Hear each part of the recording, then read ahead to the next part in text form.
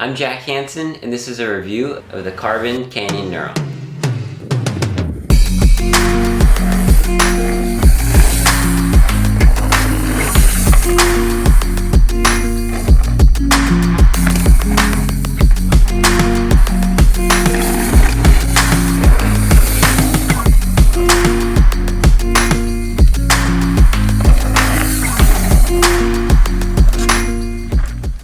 So the Neuron is a 29er trail bike with 130 millimeters of suspension front and back.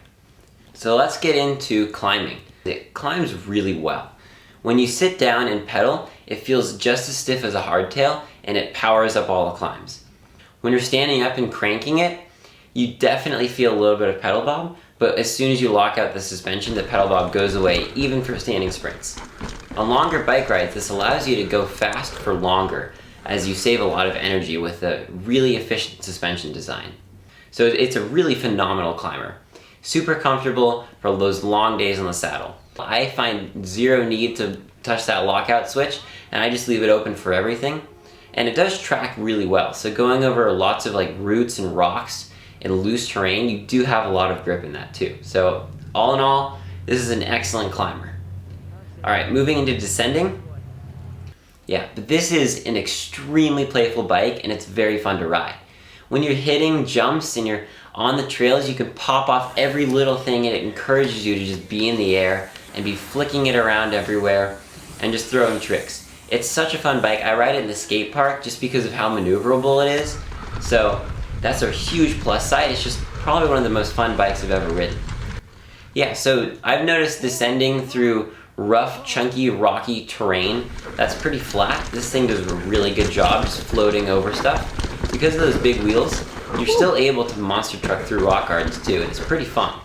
This bike does have a pretty tall seat tube, and that combined with the steeper head tube angle makes it not too confident on steep sections, as your weight is pretty high up. Some things that you can do is you can raise the bars. I got riser bars, so a 35 millimeter rise, and then I got a 1-up dropper and a low profile saddle.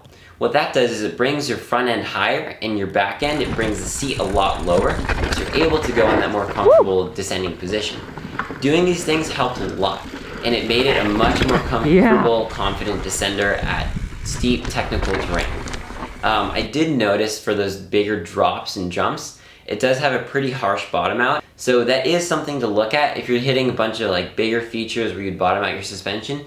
Maybe you should go with something with a little more progressive suspension curve and more travel like the Strive. You know, I rode this at the trails at North Star. I rode all the EWS race runs, and it could do them. I could get down them and I could clear them, but it was definitely less confident. So if you're looking for those big days at the bike park and you're looking for gnarly double black trails or maybe some big jumps and drops, I would definitely go with some more travel and some slacker, more modern geometry.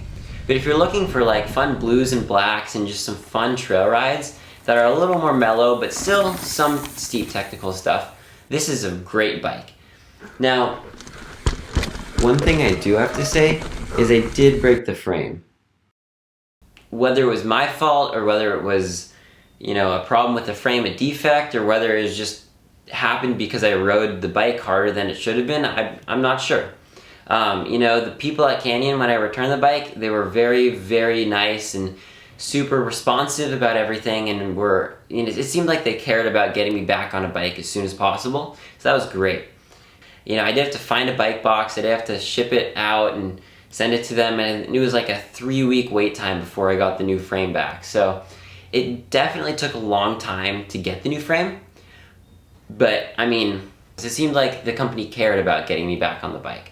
The people at Canyon did email me saying that they honestly have never seen anything like it before. So my assumption would be it'd be some sort of default from the factory. But, again, I don't really know. I've been riding this one just as hard for the past 3 months, and it seems pretty good. The value on these bikes is pretty amazing, so that's one huge upside to it. I've been testing this bike for about a year now, and putting on I've put over 1,000 miles on it. Yeah, so in conclusion, this is an excellent climber. It's a pretty decent descender, and it's just the most fun bike ever. If you're looking to just go outside and just have fun, This is a great bike. You know, I've been to North Star, I've ridden downhill trails, I rode the EWS race runs, I've done 5-hour, 60-mile cross-country mountain bike rides with 6,000 feet of climbing. Yeah, I've done, you know, I've taken this to the skate park and I've ridden it there. This bike just kind of works everywhere, which is pretty great. It's a really good all-rounder. So yeah, those are my final thoughts. Thanks for watching, and I hope this review helped.